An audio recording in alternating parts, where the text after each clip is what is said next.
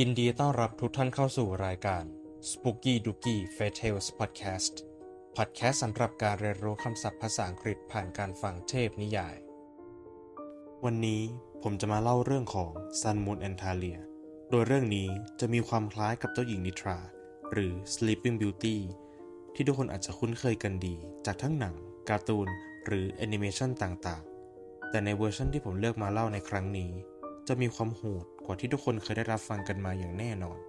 และในวันนี้ผมจะใช้ภาษาอังกฤษในการเล่าเรื่องและใช้ภาษาไทยในพาร์ทตีความและคำศัพท์เรื่องราวมันจะเป็นอย่างไรถ้าพร้อมแล้วเชิญไปรับฟังกันได้เลย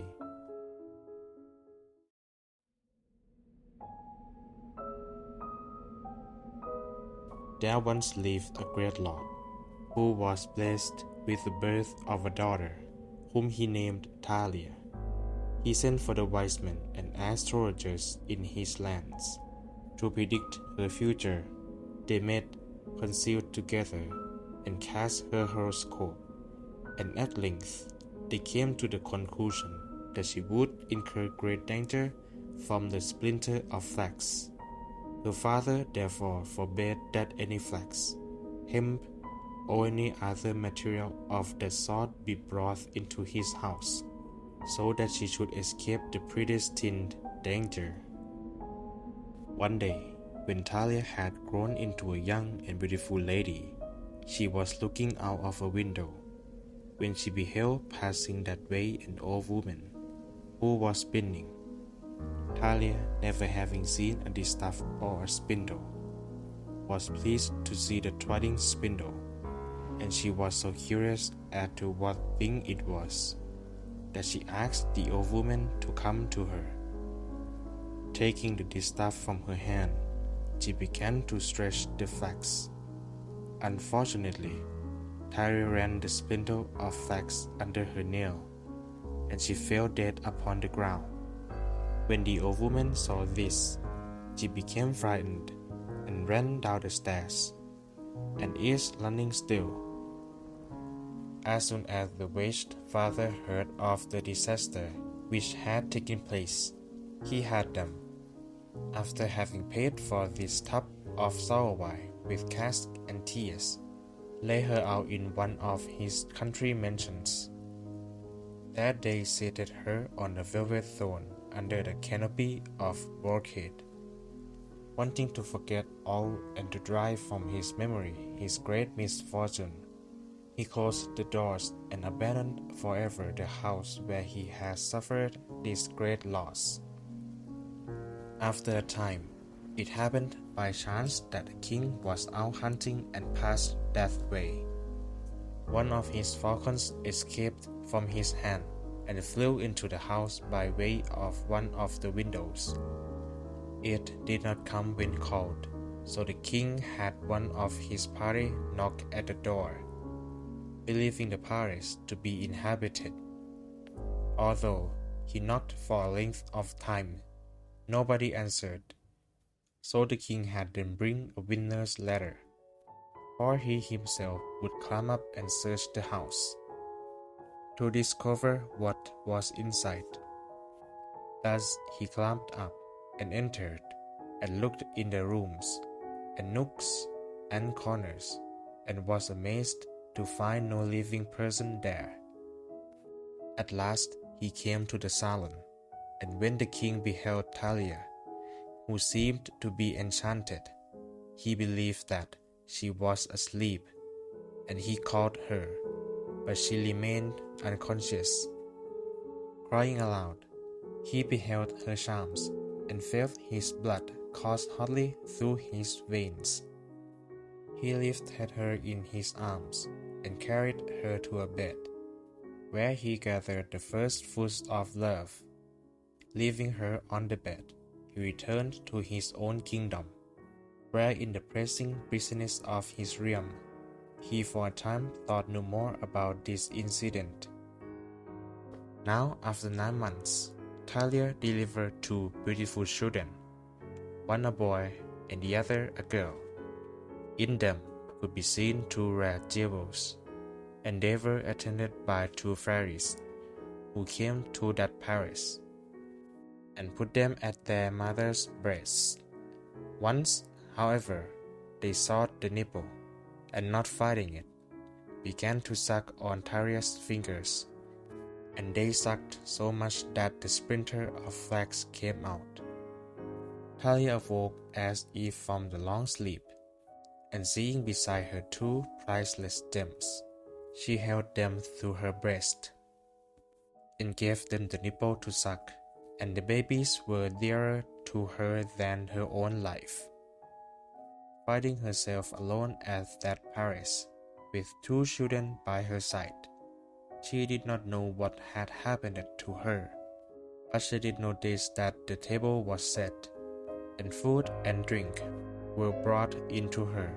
although she did not see any attendants. In the meanwhile, the king remembered Talia, and saying that he wanted to go hunting, he returned to the palace and found her awake, and with 2 cupids of beauty. He was overjoyed, and he told Talia who he was, and how he had seen her, and what had taken place. When she heard this, their friendship was knit with tighter bonds, and he remained with her for a few days. After that time, he bade her farewell, and promised to return soon, and take her with him to his kingdom. And he went to his realm, but he could not find any rest. And at all hours he had in his mouth the names of Talia and of sun and moon. Those were the 2 children's names. And when he took his rest, he called either one or other of them. Now the king's wife began to suspect that something was wrong from the delay of her husband while hunting, and hearing his name continually, Talia, sun, and moon, she became hot with another kind of heat than the sun's. Sending for the secretary, she said to him, "Listen to me, my son. You are living between 2 rocks, between the post and the door, between the poker and the grate. If you will tell me with whom the kings your masters and my husband is in love, I will give you treasures untold. And if you hide the truth from me, you will never be found again, dead or alive." The man was terribly frightened. Greed and fear blinded his eyes to all honor and to all sense of justice, and he related to her all things, calling bread bread and wine wine. The queen, hearing how matters stood, sent the secretary to Talia in the name of the king, asking her to send the children, for he wished to see them. Talia, with great joy, did as she was commanded. Then the queen, with a heart of meteor, told the cook to kill them, and to make them into several tasteful dishes for her wretched husband. But the cook was tender-hearted, and seeing these beautiful golden apples, felt pity and compassion for them, and he carried them home to his wife, and had her hide them. In their place, he prepared 2 lambs into 100 different dishes. When the king came, the queen, with great pleasure, had the food served. The king ate with delight, saying, "By the life of Lanfasa, how tasteful this is!" Or, "By the soul of my ancestors, this is good." Each time she replied, "Eat, eat, you are eating of your own." For 2 or 3 times the king paid no attention to this repetition, but at last, seeing that the music continued, he answered, "I know perfectly well that I am eating of my own, because you have brought nothing into this house." And growing angry, he got up and went to a villa at some distance from his palace, to solace his soul and alleviate his anger. In the meanwhile, the queen, not being satisfied with the evil already done, sent for the secretary and told him to go to the palace and to bring Talia back, saying that the king longed for her presence and was expecting her. Talia departed as soon as she heard these words, believed that she was following the commands for her lord, for she greatly longed to see her light and joy, knowing not what was preparing for her. She was met by the queen, whose face glowed from the fierce fire burning inside her, and looked like the face of Nero. She addressed her thus: "Welcome, Madame Busybody. You are a fine piece of goods, you ill-wit, who are enjoining my husband. So you are the lump of filth, the cruel bitch, that has caused my head to spin? Change your ways, for you are welcome in purgatory, where I will compensate you for all the damage you have done to me." Talia, hearing these words, began to excuse herself, saying that it was not her fault, because the king, her husband, had taken possession of her territory when she was drowned in sleep. But the queen would not listen to her excuses, and had a large fire lit in the courtyard of the palace, and commanded that Talia should be cast into it. The lady, perceiving that matters had taken a bad turn, knelt before the queen, and begged her to allow her at least to take off the garments she wore. The queen, not for pity of the unhappy lady, but to gain also those robes, which were embroidered with gold and pearls, told her to undress, saying, "You can take off your clothes. I agree." Talia began to take them off, and with every item that she removed, she uttered a loud scream. Having taken off her robe, her skirt, her bodice, and her shift,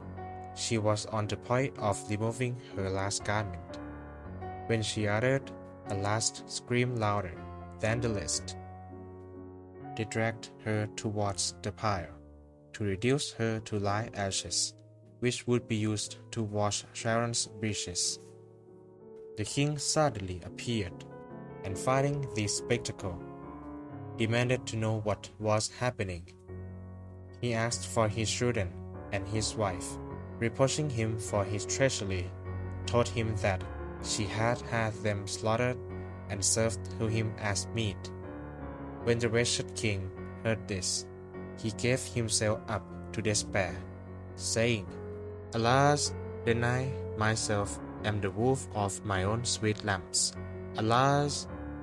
and why these my veins know not the fountains of their own blood? You renegade bitch, what evil deed is this what you have done? Begone, you shall get your deserts at the stumps, and I will not send such a tyrant-faced one to the Colosseum to do her penance." So saying, he commanded that the queen should be cast into the fire, which she prepared for Talia, and the secretary with her, because he had been the handle for this bitter play, and weaver of this wicked plot. He was to do the same with the cook, whom he believed to be the slaughterer of his children. When the man cast himself at his feet, saying, "In truth, my lord, for such a deed,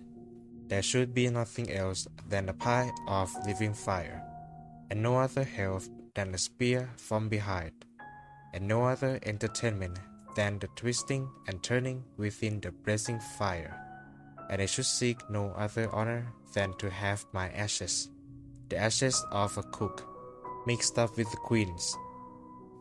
But this is not the reward that I expect for having saved the children. In spite of the gall of that bitch,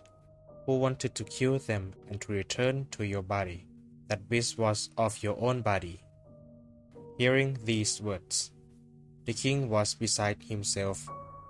He thought he was dreaming, and he could not believe that his own ears had heard. Therefore, turning to the cook, he said, "If it is true that you have saved my children, be sure that I will take you away from turning the spit, and I will put you in the kitchen of this breast, to turn and twist as you like all my desires, giving you such a reward as shall enable you to call yourself a happy man in this world." While the king spoke these words, the cook's wife, seeing her husband's need, brought forth the two children, sun and moon, before their father, and he never tired at playing the game of three with his wife and children, making a meal well of kisses, now with one and then with the other. He gave a generous reward to the cook.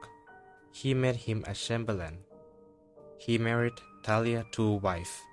and she enjoyed a long life with her husband and her children, thus experiencing the truth of the proverb, "Those whom fortune favors find good luck even in their sleep." และนี่คือเรื่องราวทั้งหมดของซันมูนแอนด์ทาเลียเรามาฟังการตีความจากเรื่องกันบ้างดีกว่าครับซีนต่อไปนี้เป็นซีนที่ทำให้เรื่องนี้มันเป็น Dark Side Story ครับ He lifted her in his arms and carried her to a bed where he gathered the first fruits of love. Leaving her on the bed, he returned to his own kingdom, where in the pressing business of his realm, he for a time thought no more about this incident. และซีนนี้ Talia hearing these words began to excuse herself, saying that it was not her fault,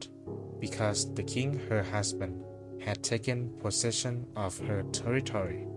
when she was drowned in sleep. จากซีนนี้ทาเลียถูกข่มขืนโดยพระราชา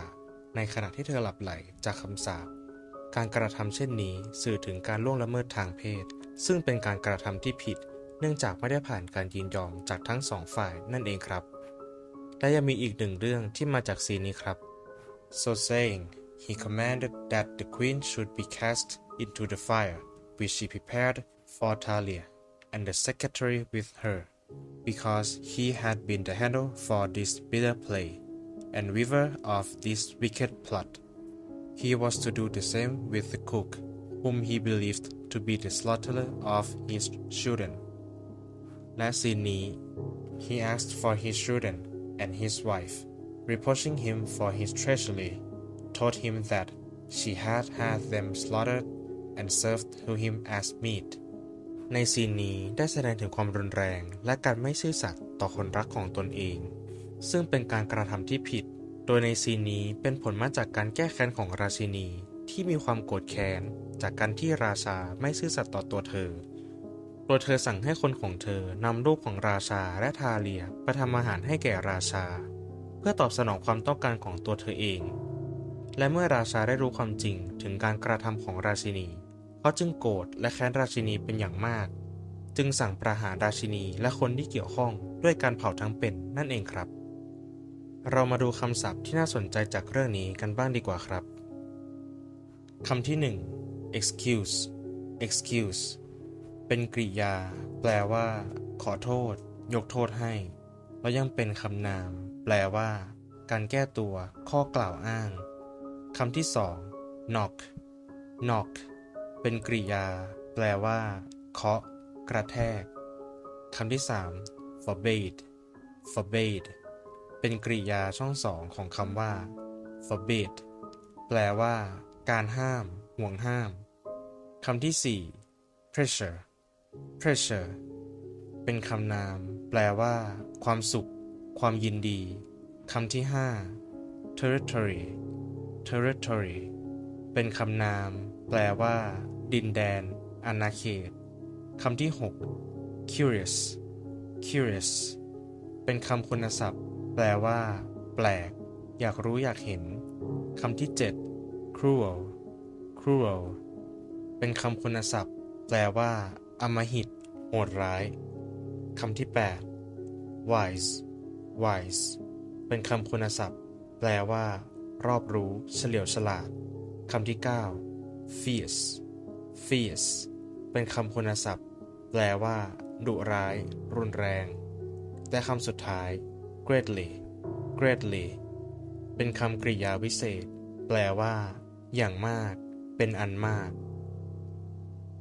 ก็จบไปแล้วนะครับสำหรับเรื่องราวการตีความและคำศัพท์จากเรื่อง Sun Moon and Talia ผมหวังว่าทุกคนจะได้รับความสนุกแล้วก็ประโยชน์จากสิ่งที่ผมได้นำเสนอไปในวันนี้นะครับในครั้งต่อไปจะเป็นเรื่องอะไรของใครทุกคนจะรู้จักกันหรือไม่ว่าเราติดตามกันนะครับสำหรับวันนี้ขอบคุณครับ